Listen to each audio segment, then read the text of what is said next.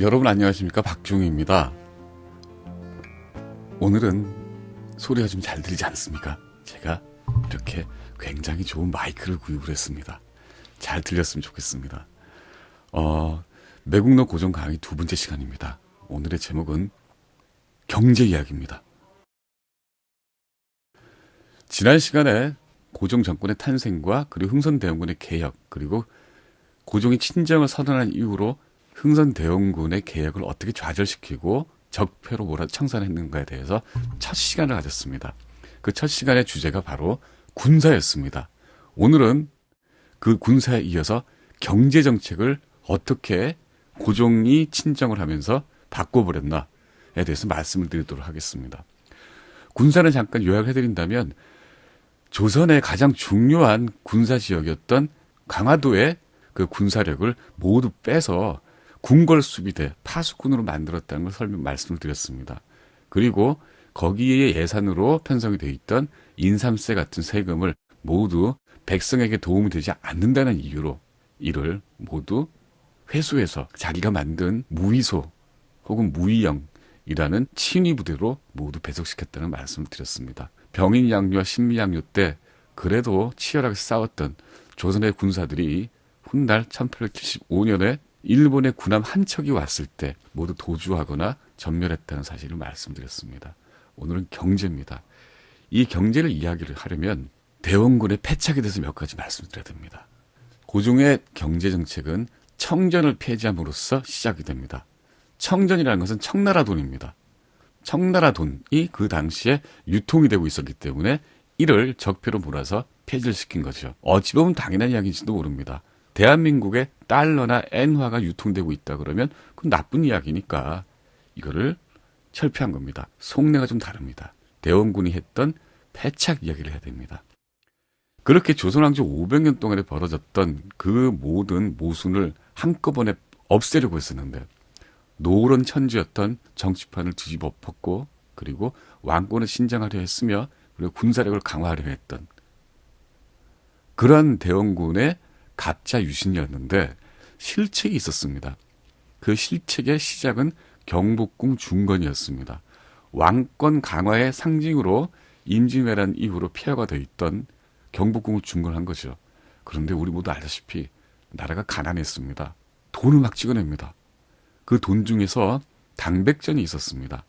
당백은 일당 100 할 때 당백입니다. 굴이 1g이 들어가면 한 양이라고 쳤을 때 1g밖에 안 들어가고 그리고 나머지는 불순물 투성이인 어떤 동전을 만들어서 이걸 백냥이라고 해버린 겁니다. 그래서 당백전입니다. 그래서 굉장히 많은 문제가 터지니까 6개월 만에 이 당백전 발행을 취소를 해버립니다. 또 하나의 실책이 쇠국이었습니다. 쇠국 이야기를 지난 시간에 예고해드린 대로 좀 설명을 드리도록 하겠습니다. 강화도에 있는 한 진지에 있는 비석입니다. 여기에 바다를 수호하는데 여기엔 타국의 배는 지나갈 수 없다는 선언을 여기다 새겨놓은 겁니다. 원래 대원군은 쇠국 문제가 아니었습니다. 대원군의 부인 아내 또한 여흥민 씨였습니다. 아내와 그리고 아들의 유모, 고종의 유모죠. 이 두 사람이 모두 천주교도였습니다. 운현궁에 천주교도들이 살고 있었습니다. 서학교도들이요. 대원군 또한 여기에 대해서 별다른 반발을 하지 않았었습니다. 저 멀리 압록강 지역에서 드디어 러시아 사람들이 출몰하고 있었습니다.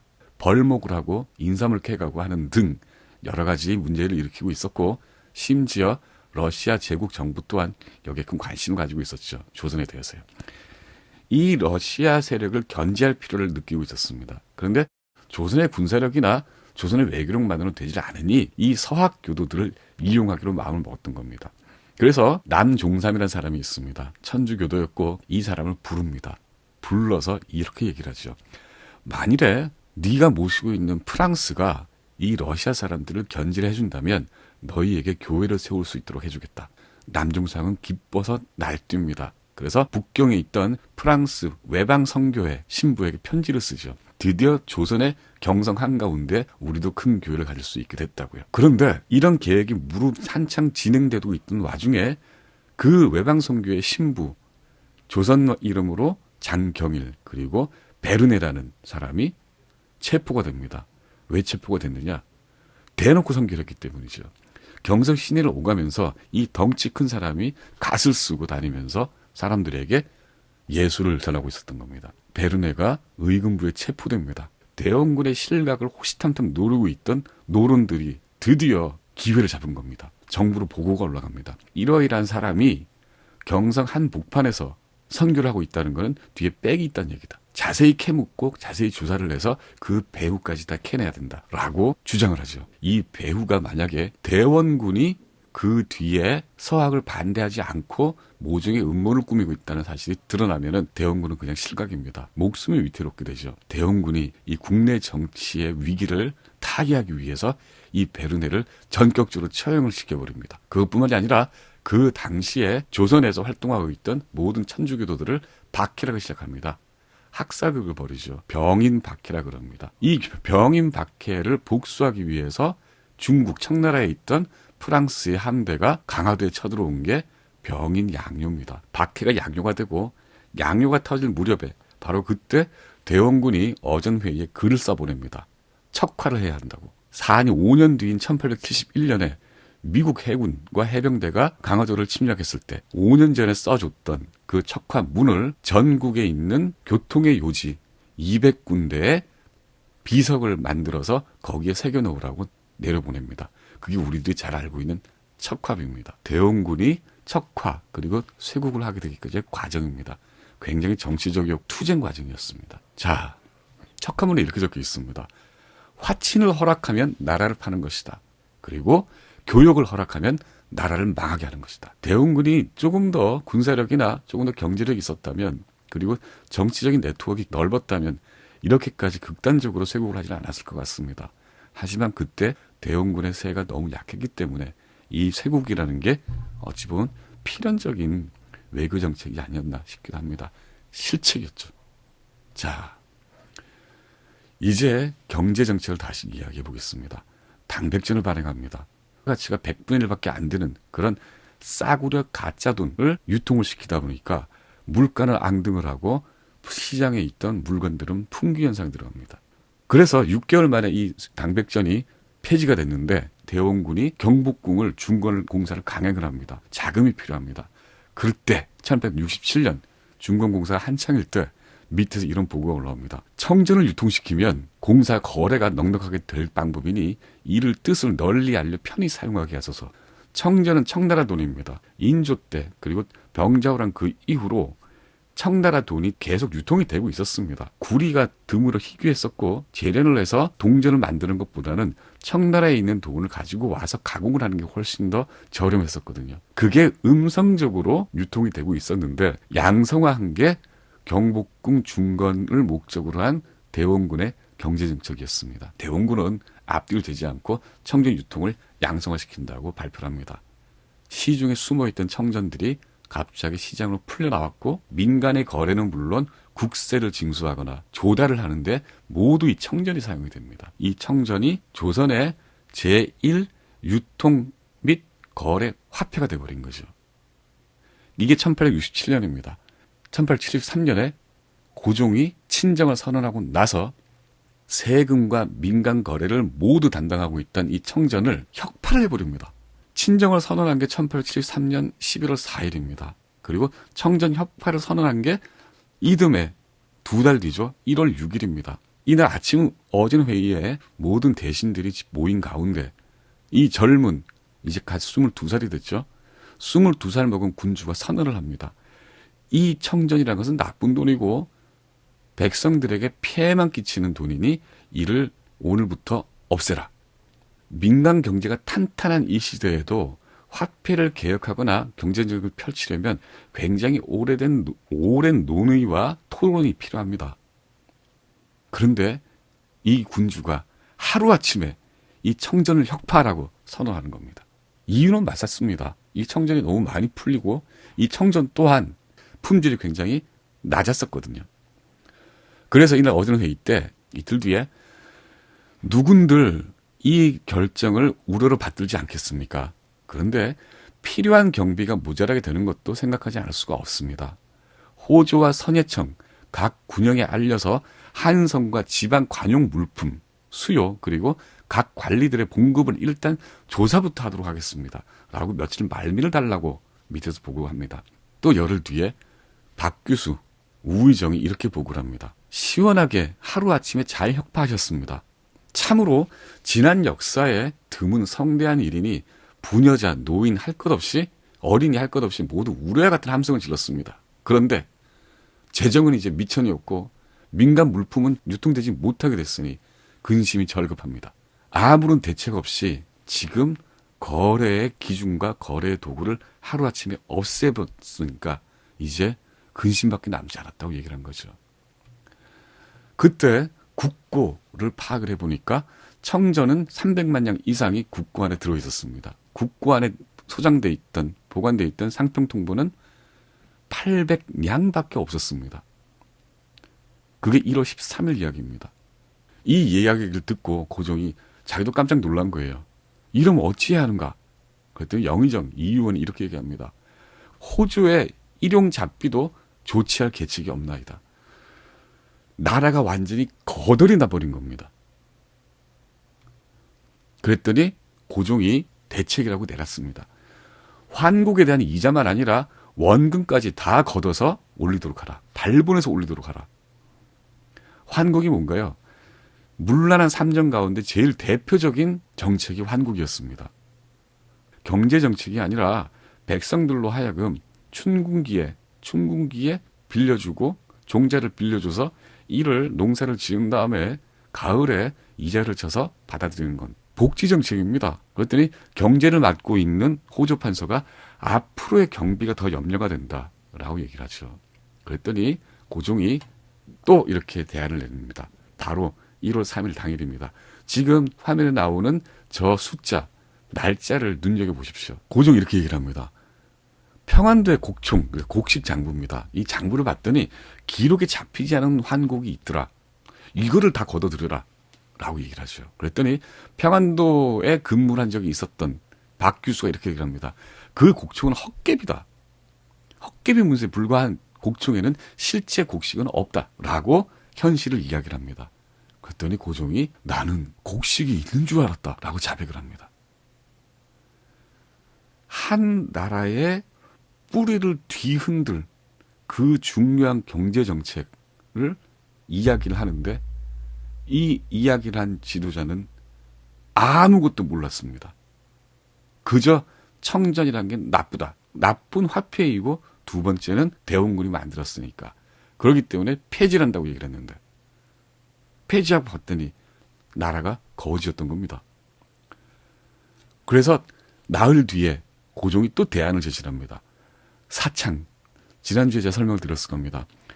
환곡이 워낙 문제가 많으니까 그 지역의 명망가와 존경받는 사람들로 하여금 관리를 하게 하는 그런 창고, 환곡 창고. 거기 있는 곡식을 돈으로 다 바꾸라. 라고 얘기를 합니다. 그랬더니 영의정 이 의원이 거기에는 대원군이 환곡을 개혁을 하면서 그때 대원군이 꺼낸 종자되는 곡식이 있다. 그렇기 때문에 이걸 꺼내는 것은 불가능하다. 라고 이야기를 합니다. 그랬더니 고종이 마침내 선언을 합니다. 손댈 수 있는 것은 손을 대야 한다. 일체를 돈으로 바꿔야 한다. 막무가내였습니다. 그리고 이 의원이 이렇게 얘기를 하죠. 환곡은 수제나 가뭄 같은 뜻밖의 일에 대비하기 위한 것인데 곡식을 모조리 돈으로 바꿔버리면 원대한 계책은 아닌 듯하다. 라고 본질적인 이야기를 합니다. 며칠 뒤에, 일주일 뒤에 국고에 환수된 돈들을 다 따져봤습니다.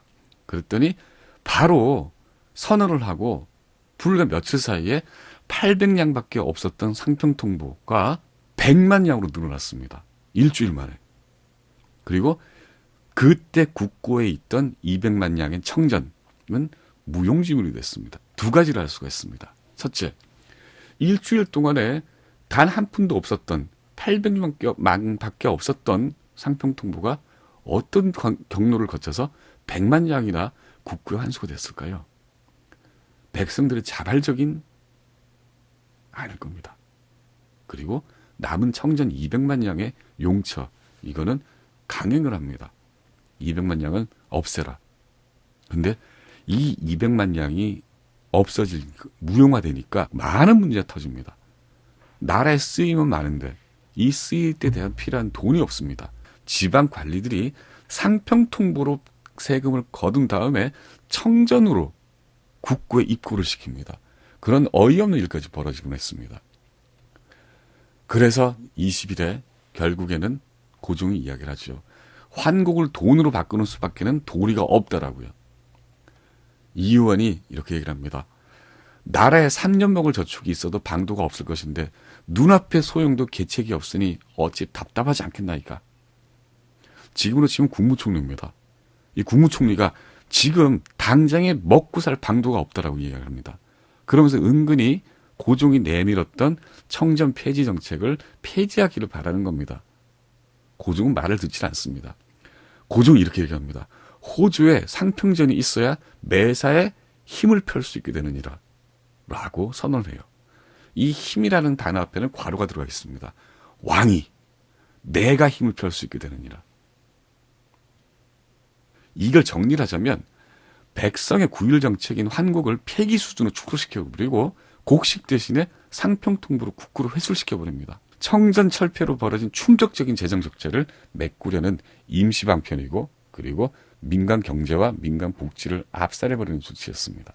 1873년 11월에 친정을 선언하고 대원군이 가지고 있던 모든 정책을 폐기할 때 내건 명분이 나라에만 이롭고 백성에게 해가 된다였습니다. 백성을 위한다는 애민과 위민 정신을 발휘하겠다는 거였죠. 그런데 1874년 11월 1월 17일 이렇게 청전 폐지가 문제가 되니까 이렇게 얘기를 합니다. 일체를 돈으로 바꿔야 한다. 돈이 들 만한 것들은 모두 돈으로 바꿔서 국고로 환수시키라고 합니다. 그해 3월 25일에 영의정 이유원과 고종이 대화를 나눕니다. 이때 또다시 정책을 끌고 나옵니다. 경복궁의 새 전각을 나를 택해서 다시 수리를 공사하겠다. 청전을 폐지하게 된 근본 원인이 경복궁 중건이었습니다. 이 중건을 강행을 하겠다는 겁니다. 이때 이의원이 그냥 수리 정도만 하자라고 얘기를 하죠.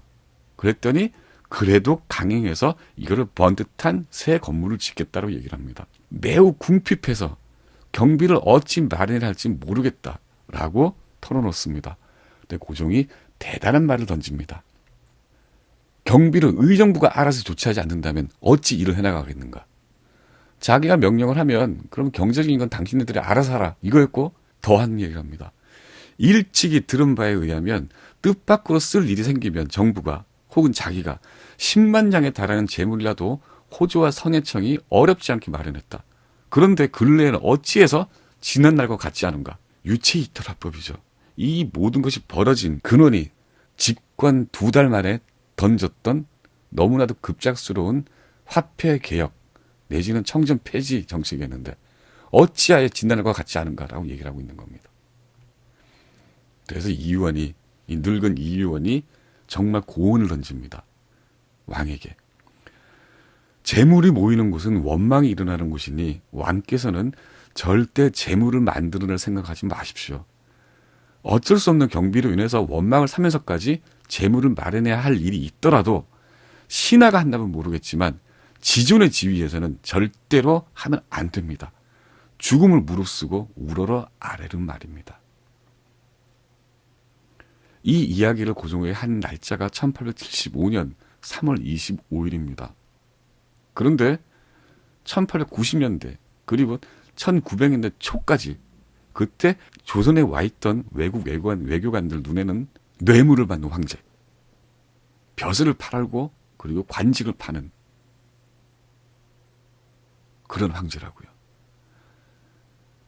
밑에 있는 대작들, 고관 대작들이 뇌물을 받는 일은 동서고금을 막는 늘 있었습니다. 하지만 황제라는 모든 이의 제일 위에 있는 지도자가 뇌물을 밝히는 사람 경우는 고종밖에 없었습니다. 그 전에 1872년입니다. 12월 4일 대원군의 정책이 극상에 이르고 있을 무렵입니다. 개혁 정책이.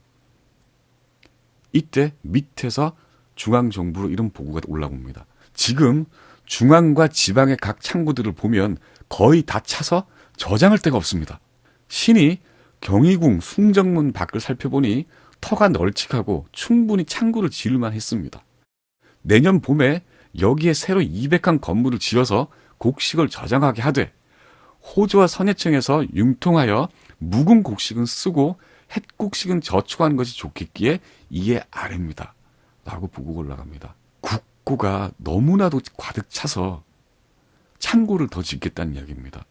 그리고 그 예전에 거둬들였던 곡식이 이제 묵어서 새로 들어올 곡식으로 대체를 하겠다는 이야기입니다. 창고가 모자랄 정도로 증세가 이루어졌다는 겁니다. 대영군이 했던 정책을 보면 기억나십니까? 양반들한테도 세금 걸었습니다. 그래서 저렇게 국고가 충분했습니다. 그게 1872년 12월 4일입니다. 청전 폐지 정책을 갑자기 선언을 하고 며칠 만에 상평통보 800량이라는 거지 국가가 돼버린 겁니다. 1882년에 이모군란이 터집니다.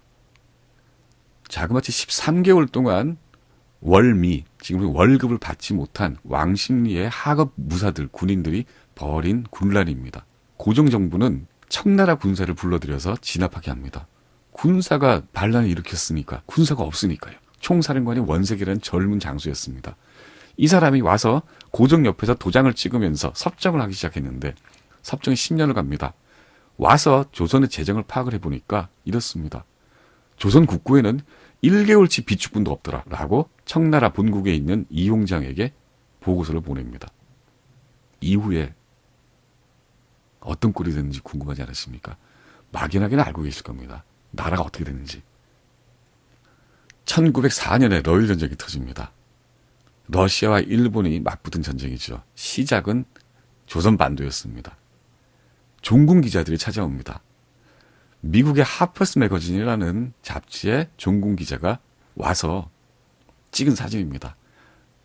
저 골목에 널려있는 저 꾸러미들이 상평통부들입니다. 그때 이 사람이 와서 경비로 150달러를 바꿉니다. 조선 돈으로.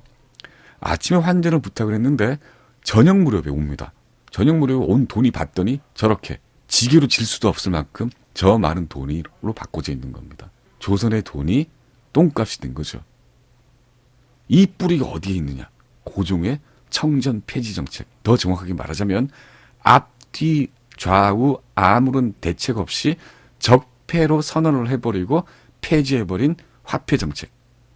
청전 폐지 있었습니다. 단기간에 끝났으면 모르되 이 정책이 끝까지 이어지면서 끝까지 돈에 집착을 하면서 1910년까지 갔습니다. 오늘 이야기는 여기까지입니다. 고종의 경제정책 이야기입니다. 다음 시간에는 우글거리는 민씨들과 부패에 대해서 말씀드리겠습니다. 노론은 물론 노론과 민씨들이 정치권에 우글거리는 그런 도당정치로 정권을 유지했고 도당정치의 필연적인 결과인 부패정치로 일관했다는 사실을 다음 시간에 말씀드리겠습니다. 오늘은 여기까지입니다.